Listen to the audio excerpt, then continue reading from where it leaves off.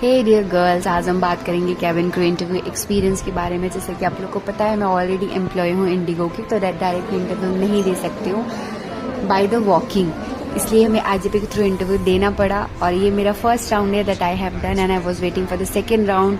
There were lots of people for the fresher as well, and employees were also there for IJP, so we were waiting for the next round. And if you want to know what happened in the next round, did I get selected or not, so let me comment in the section. Thank you.